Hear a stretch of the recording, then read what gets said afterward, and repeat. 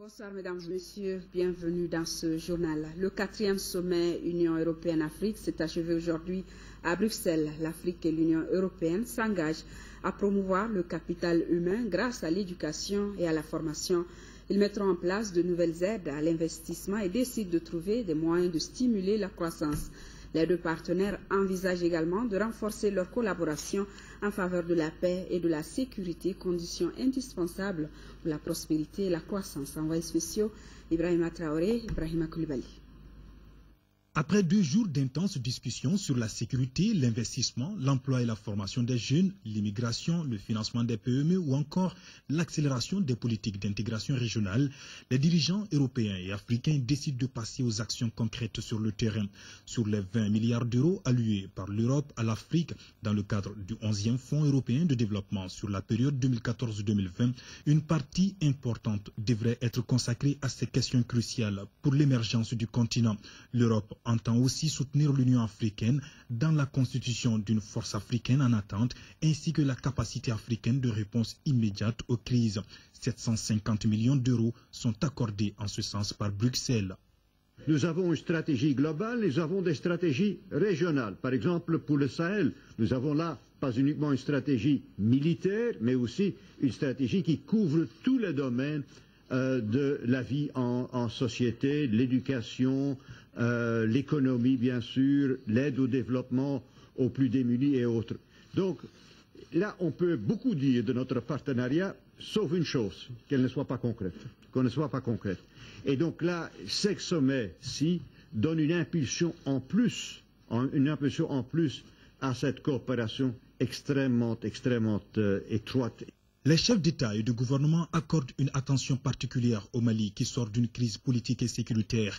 Ils ont réaffirmé leur soutien au pays dans ses efforts de reconstruction et de réconciliation nationale. L'Europe et l'Union africaine réitèrent aussi leur engagement à aider le Mali à consolider durablement la paix et la stabilité dans le nord du pays.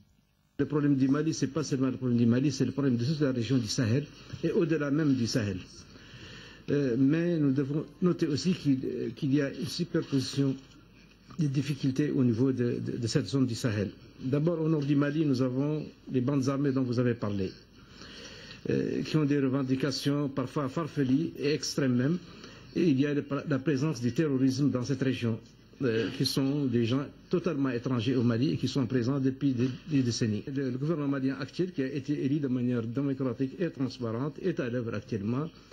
Et je crois que personne ne peut mettre en doute ni en cause l'intégrité du Mali, aussi bien que ce soit les voisins, que ce soit l'Union européenne ou l'Union africaine. Donc nous œuvrons tous dans ce sens pour la stabilité du Mali, qui d'ailleurs commande toute la région pratiquement. C'est donc parti pour un véritable partenariat gagnant-gagnant entre l'Europe et l'Afrique. Ce sommet a mobilisé dans la capitale belge plus de 90 délégations et près de 70 dirigeants européens et africains, dont le président malien. Tous repartent de Bruxelles avec un réel espoir de voir les populations des deux continents profiter très vite de cette nouvelle coopération. Et le président de la République l'a d'ailleurs dit, je pars de Bruxelles très réconforté, ce sont ses mots. Ibrahim Boubacar Keïta, qui à l'issue de ce 4e sommet UE-Afrique, d'ajouter que les deux continents partagent des relations historiques qui méritent d'être consolidées et diversifiées. Ibrahim Boubacar Keïta est au micro de nos envoyés spéciaux. J'étais très réconforté s'il en était besoin.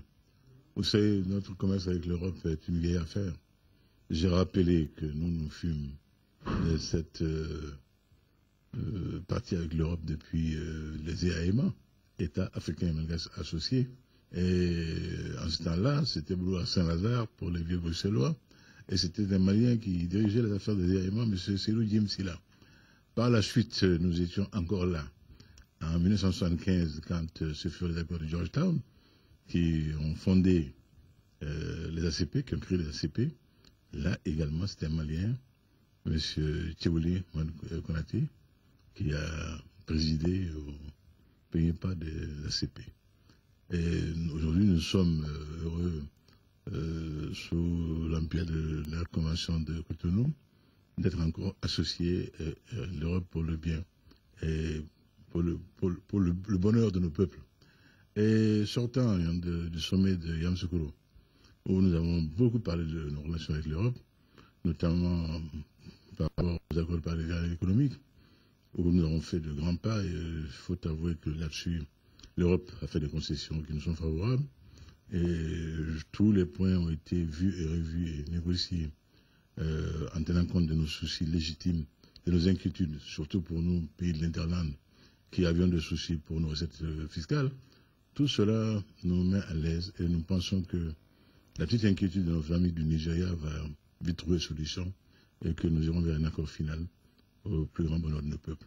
Nous avons ici repassé en revue toute la coopération de l'Europe avec l'Afrique et je pense que ça c'est un partenariat unique au monde. Il est bon, il est bien pour nos peuples, que cela puisse se conforter dans le futur et nous en prenons le chemin. Le président de la République a reçu juste avant de quitter Bruxelles en audience. Louis Michel, le député européen, était venu réitérer au chef de l'État le soutien du Parlement européen dans les efforts de sortie de crise de notre pays. Louis Michel, à sa sortie d'audience au micro de nos envoyés spéciaux. J'ai eu l'occasion de dire au président tout le bien qu'on pensait de son travail et des efforts qu'il fournit pour stabiliser son pays. Nous savons bien évidemment que le défi est immense, mais il a la légitimité pour avancer des solutions, pour avancer sur ces questions, mais il faut évidemment que tout le monde y mette du sien. Ce n'est pas unilatéral, on ne peut pas évidemment pacifier tout seul. Il faut respecter des principes, ce qu'il fait. C'est un homme rigoureux, c'est un homme que j'apprécie pour son intégrité intellectuelle, politique, personnelle, et je pense que c'est un peu l'avis de tout le monde dans la communauté internationale. Le président jouit d'une grande crédibilité au sein de la communauté internationale et c'est un atout majeur pour le Mali. Et donc nous sommes tous derrière lui. Nous savons évidemment qu'il faudra encore un peu de temps, qu'il faudra encore faire des efforts, que nous devrons nous aussi, nous Européens, prendre notre part un peu plus encore que ce que nous faisons aujourd'hui. Parce que ce que le président disait est très juste. Ce qui se passe au Mali, ça ne concerne pas que les Maliens, ça concerne aussi au premier chef, d'une certaine manière, la tranquillité de l'Europe. Il est évident que nous sommes en première ligne pour souffrir des conséquences ou des effets collatéraux de la déstabilisation du Mali. Donc nous sommes totalement engagés derrière lui et au Parlement européen. Moi je peux en tout cas témoigner que nous lui faisons totalement confiance, qu'on est avec lui, qu'on sait que si une solution doit intervenir, il est le mieux placé pour la forcer. On sait que c'est un homme rigoureux, il ne va pas pour des raisons de facilité faire droit, disons, à la complaisance. C'est quelqu'un qui sait où il va, qui sait où il veut conduire son pays, et donc nous sommes avec lui. Ici à Bamako, le conseil de cabinet s'est réuni ce jour 3 avril dans la salle de conférence de la primature sous la présidence du Premier ministre, chef du gouvernement, Oumar Tatamli. Au cours de cette réunion, le conseil de cabinet a entendu une communication écrite du ministre de l'Urbanisme et de la politique de la ville relative aux mesures envisagées pour libérer les servitudes de certains cours d'eau non flottants du district de Bamako. Les occupations illicites des domaines publics et privés de l'État sont devenues un phénomène courant dans notre pays. Elles ont atteint des proportions inquiétantes et concernent les emprises et les servitudes des domaines ferroviaires, des cours d'eau, des forêts classées, des zones agricoles, des édifices publics et des équipements collectifs. Ces occupations sont effectuées en violation des schémas directeurs d'urbanisme, des plans d'urbanisme sectoriels et des plans d'urbanisme opérationnels et sont incompatibles avec la politique de planification et de maîtrise du développement urbain. Après les inondations de 2013, le gouvernement s'est engagé à situer les responsabilités et à rechercher les causes des catastrophes en faisant l'état des lieux. À l'issue des travaux effectués par les équipes techniques, le gouvernement a envisagé de procéder à plusieurs actions, notamment la mise en place d'un comité interministériel pour approfondir la réflexion, une vaste campagne d'information, de communication et de sensibilisation sur les occupations illicites des domaines publics et privés immobiliers de l'État, la libération totale des servitudes des collecteurs naturels identifiés comme à risque immédiat, la poursuite des actions de recensement des servitudes des marigots de la rive droite du fleuve, des chemins de fer et de manière générale de tous les espaces occupés illégalement en vue de les libérer. l'aménagement des servitudes libérées. Le gouvernement a décidé d'élaborer un chronogramme en vue de définir les modalités de mise en œuvre des différentes actions envisagées. Fiscalité du secteur des télécommunications, c'est le thème principal de la 8e Assemblée générale du Forum des administrations fiscales ouest-africaines FAFAO, qui se tient à Bamako du 2 au 4 avril. Organisé en collaboration avec le ministère de l'économie et des finances, ce rendez-vous regroupe les représentants des administrations des pays membres de la CEDEAO. Rachel Tessougué, compte rendu. Cette rencontre sous-régionale vise à renforcer les capacités du personnel de nos administrations respectives afin de prendre en charge tous les aspects spécifiques du prélèvement fiscal dans le secteur des télécommunications. Cela contribuera à l'élargissement de l'assiette fiscale dans les 15 pays qui composent le Forum des administrations fiscales ouest-africaines FAFOA. Les opérateurs de téléphonie génèrent des revenus importants dont le trésor public doit profiter par le moyen. Nos administrations fiscales sont hélas confrontées à de réelles difficultés pour cerner les revenus des 10 opérateurs. Les travaux permettront, à n'en pas douter, d'échanger notamment sur les aspects suivants: les systèmes d'information utilisés par les opérateurs de téléphonie, le contrôle des opérateurs de téléphonie au regard de la diversité des produits commercialisés, les compensations de l'interconnexion des réseaux de télécommunications. Le FAFOA veut améliorer un cadre communautaire dédié à toutes les administrations fiscales. Il s'agira déjà, au cours des travaux de cette Assemblée, de trouver les stratégies appropriées à la mise en place effective du secrétariat exécutif permanent qui facilitera la coordination et la régulation de nos activités communautaires. Le Forum des administrations fiscales ouest-africaines est une plateforme qui sert à promouvoir la coopération mutuelle entre les administrations fiscales des pays membres de la CEDEAO en vue d'améliorer l'efficacité de leur législation. La Fédération des associations de personnes handicapées et l'Ordre des architectes ont été reçus par le président du Conseil économique, social et culturel, Jamil Bitar. Auparavant, c'est l'ambassadeur de Turquie en fin de mission qui a été reçu. Mariam Sagara. Le Mali aura bientôt sa représentation diplomatique en Turquie. Ce n'est pas tout. Istanbul et Bamako seront aussi reliés par un vol direct pour faciliter les échanges commerciaux et pour renforcer la coopération bilatérale.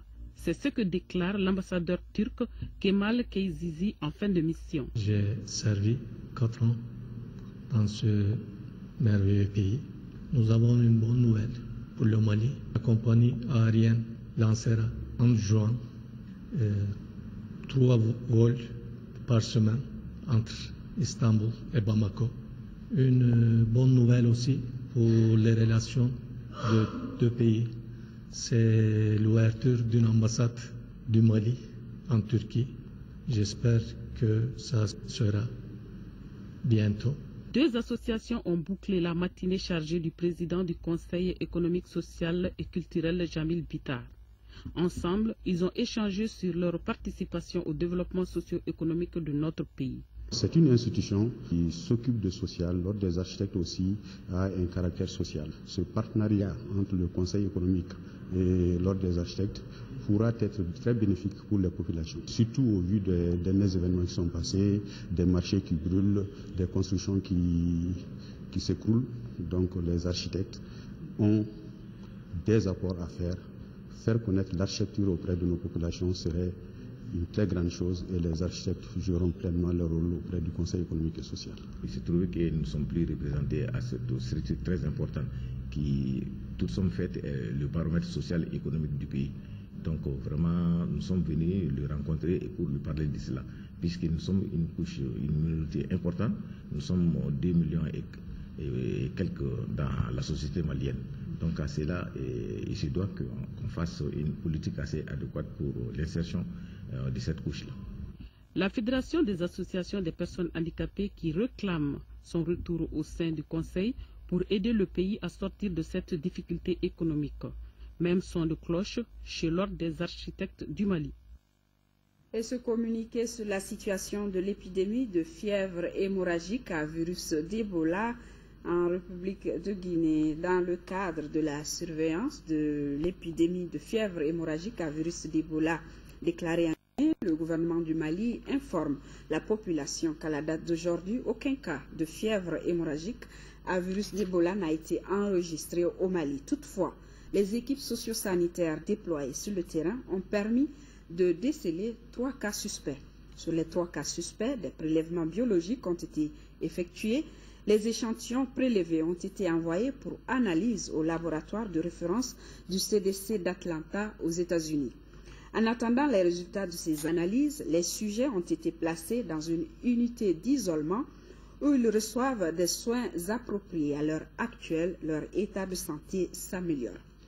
Les dispositifs de surveillance épidémiologique restent renforcés sur le terrain. Les équipes socio-sanitaires déployées sont dotées d'équipements de protection individuelle et de médicaments pour la prise en charge de cas suspects. Un site d'isolement pour la prise en charge a été installé dans la périphérie de la ville de Bamako et d'autres sont en cours d'installation dans d'autres localités. Des numéros verts seront bientôt mis à la disposition du public pour informer les autorités et le personnel socio-sanitaire sur tout cas suspect. Le gouvernement précise que le concept de cas suspect ne veut pas forcément dire maladie de fièvre hémorragique à virus d'Ebola. Le ministère de la Santé et de l'Hygiène publique rassure l'opinion nationale. Des actions concertées avec les autorités sanitaires guinéennes et ivoiriennes visant à circonscrire l'épidémie sont en cours. Aussi, une équipe d'intervention rapide a été mise en place. Elle est chargée du suivi de l'évolution de la situation sur le terrain. Cette équipe rend compte à une équipe de coordination du département de la santé et de l'hygiène publique. Les résultats de ces travaux sont portés à la connaissance du comité interministériel de gestion des épidémies. Le gouvernement rassure la population qu'elle sera tenue informée de l'évolution de la situation chaque fois que cela est nécessaire. Le gouvernement rappelle qu'il faut éviter les déplacements non nécessaires vers les zones d'épidémie, lance un appel également au personnel de santé pour respecter et faire respecter scrupuleusement les mesures d'hygiène et de protection individuelle indispensables à la prévention de la maladie. Et justement, nous en parlons toujours, prévention contre la fièvre Ebola à Kourémalé, dans le district sanitaire de Kangaba. Le ministre de la Santé y était hier pour constater de visu les dispositifs sanitaires mis en place au poste de contrôle. Occasion favorable pour échanger avec le personnel sanitaire et sécuritaire sur les besoins relatifs à l'application des mesures préventives. Le compte-rendu, c'est avec Ramata Konati. Depuis la découverte de la fièvre Ebola en Guinée, c'est l'alerte maximum au niveau des frontières Guinée-Mali. À Kourémalé, 2 agents de santé appuyés par leurs collègues de la sécurité sont à pied d'œuvre pour appliquer les mesures de prévention. Il s'agit de contrôler les passagers afin de détecter les cas suspects, assurer éventuellement la prise en charge de ces cas et les isoler. Nous pouvons dire que la situation de la prévention est satisfaisante pour des raisons que le premier maillon de prévention, c'est la communauté. Donc la première action, c'est l'information de la communauté. Nous pensons qu'à l'heure actuelle, tous les acteurs essentiels de Kourémalé et dans le district sanitaire de Kangaba sont informés de cette maladie. La frontière est très poreuse, il y a de multitudes de voies. Nous pouvons maîtriser les voies officielles, mais il est difficile de maîtriser l'ensemble des voies sans le concours de la communauté. Et je pense que la communauté a compris ceci et on est en train de prendre des mesures dans ce sens. Par précaution, un site a été identifié, nous l'avons visité et nous allons planter des tentes. Les tentes sont déjà fournies par nos partenaires de l'UNICEF et les tentes vont être installées pour d'abord abriter les équipes qui vont assurer la permanence et éventuellement, on ne le souhaite pas, mais si ça arrivait, héberger les cas suspects de façon à les séparer de la population pour ne pas diffuser l'épidémie. Pour la prévention contre la fièvre Ebola, une place importante est accordée à la diffusion des comportements à adopter. L'hygiène est capitale parmi les mesures. Alors les populations doivent être informées sur le bon comportement. D'abord, pour se prémunir de façon générale, préventive, pour éventuellement aussi signaler les cas suspects et il faut que la population soit suffisamment informée sur les indices de la maladie. Outre ce travail, 5 sites d'isolement ont été identifiés dans le district sanitaire de Kangaba. Il s'agit de Balamakaman, Tomboula, Narena, Kouremale et Kofilache. Ce dernier, en raison du brassage entre les populations guinéennes et maliennes, mérite une surveillance accrue, a fait savoir le personnel de santé de ce district sanitaire. Décoration du vice-amiral d'escadre Gillier Marin et le lieutenant-colonel Pio Christian. La cérémonie s'est déroulée en présence du secrétaire général du ministère de la Défense et des anciens combattants et de l'ambassadeur de France dans notre pays, Mahamadou Doumbia. Au cours de cette cérémonie, 2 personnalités françaises ont été décorées au nom du président de la République, Ibrahim Boubacar Keïta. Il s'agit du vice-amiral d'escadre Gillier Marin qui a obtenu la médaille de commandeur de l'Ordre national du Mali, et le lieutenant-colonel Pio Christian décoré avec la médaille chevalier de l'Ordre national du Mali. Ces 2 récipiendaires sont respectivement directeur de la coopération de sécurité et de défense de France et directeur zone Afrique de France. Au dire du secrétaire général du ministère de la Défense et des anciens combattants, le général Yacouba Sidibé, ces décorations sont le témoignage de la grande amitié qui unit le Mali et la France. Le vice-amiral d'escadre s'en félicite. Aujourd'hui, on est dans une situation très nettement apaisée. Toute la dynamique militaire est terminée. Il reste des problèmes qui sont plutôt de nature sécuritaire, qui concernent l'ensemble des corps habillés, bien entendu. On est encore plus dans un processus politique, j'allais dire diplomatique, mais non, c'est une affaire intérieure. Donc c'est un processus politique, et pour politique qu'il soit, il se fait également avec l'ensemble des voisins, c'est évident, car la sécurité d'un pays, d'une nation, la sécurité d'un peuple ne peut pas se faire indépendamment de celle de ses voisins, mais on en est à la phase aujourd'hui où il faut parler. Les 2 récipiendaires se disent toujours prêts à aider le Mali dans sa quête quotidienne pour le retour définitif de la paix et pour le développement de notre pays. Et le chef d'état-major allemand de l'armée de terre s'est rendu aujourd'hui au centre d'instruction Boubacar Sadassi de Koulikoro. Cette visite lui a permis de s'enquérir des conditions de travail des officiers allemands qui doivent jouer un rôle pendant le 2e mandat de la formation de l'EITM. Brahima Kone depuis Koulikoro. Cette visite du chef d'état-major allemand de l'armée de terre coïncide presque avec la fin du premier mandat de formation de l'EITM prévu pour le 18 mai 2014. Elle devra marquer l'élargissement des domaines d'intervention des Allemands au cours du second mandat qui s'étendra du 19 mai 2014 jusqu'en 2016. Pendant ce temps, l'Allemagne s'occupera de la logistique et de la formation de l'infanterie en plus de ses tâches précédentes. Die deutschen Soldaten sind eingesetzt im Stab des Nous sommes ici pour armer non seulement l'état-major de la mission que je commande, nous sommes ici aussi, nous les Allemands, pour instruire des pionniers, pour instruire bientôt des fantassins, pour instruire des spécialistes logistiques, et nous mettrons sous peu à disposition des équipes de neutralisation et de destruction des explosifs qui auront un double rôle, donc actif et d'instruction. Nous sommes ici pour aider. Cette visite, elle est très importante parce que tout d'abord, j'ai un des plus importants contributeurs donc à EUTM Mali qui vient en la personne de son chef d'état-major de l'armée de terre voir comment se déroule la mission, c'est-à-dire si ces soldats ont été bien préparés, si la préparation correspond à ce qu'on attend d'eux et si ce qu'on attend d'eux donne satisfaction. Donc c'est un peu dans cet esprit-là que le général vient ici. Et pour moi, c'est aussi le signe du soutien de l'Allemagne à cet effort de l'Union européenne au sein de EUTM Mali. Outre les différents GTA, la formation de l'EITM profite bien aux militaires du centre d'instruction Boubacar Sadassi de Koulikoro.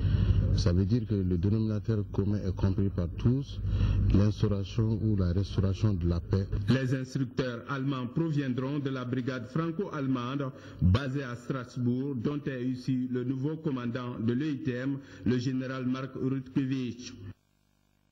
Et le gouverneur de Gao, Omar Baba Sidibé, qui s'est rendu au quartier général de l'opération Serval, le renforcement de la coopération entre les FAMA, l'administration, la MINUSMA et les forces françaises est placé au cœur de la mission du gouverneur Daoud Azmana Traoré.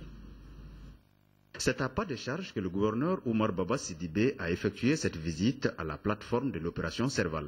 Après un accueil très symbolique, le chef de l'exécutif régional et sa délégation ont fait le tour des installations françaises dans la cité des Askia. J'avoue que j'ai été très impressionné par ce que j'ai vu.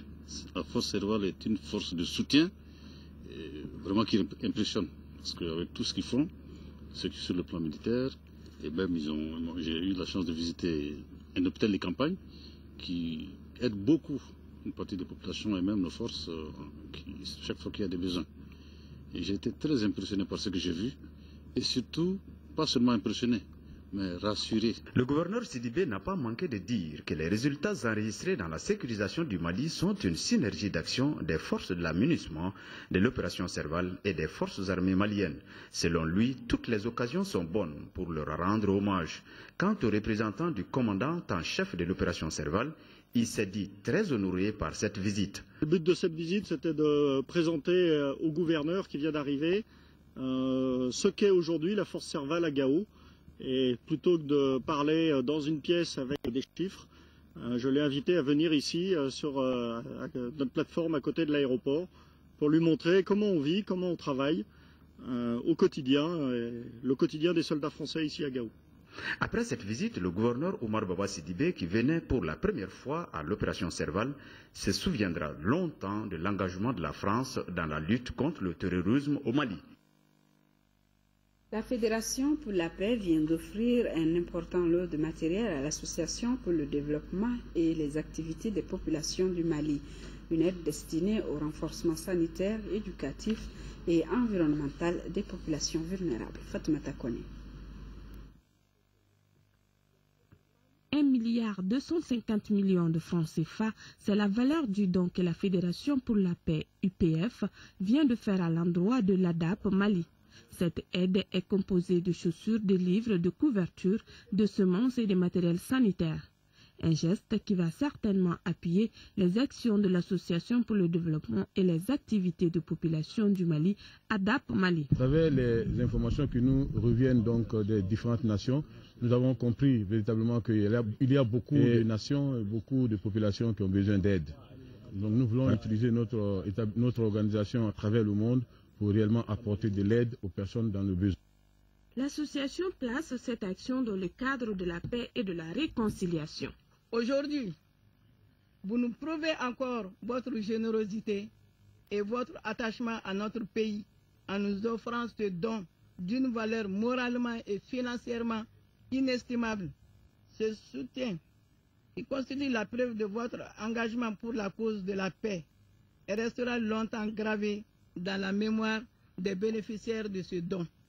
Créée en 1987, l'Association pour le développement et les activités de population du Mali, ADAP Mali, a déjà fait beaucoup de réalisations dans notre pays. Ses domaines d'intervention sont la santé, l'environnement, l'éducation, le développement social, entre autres. C'est pourquoi, en partenariat avec la coopération coréenne, l'ADAP Mali a pu secourir les réfugiés et les déplacés de guerre pendant la période de crise.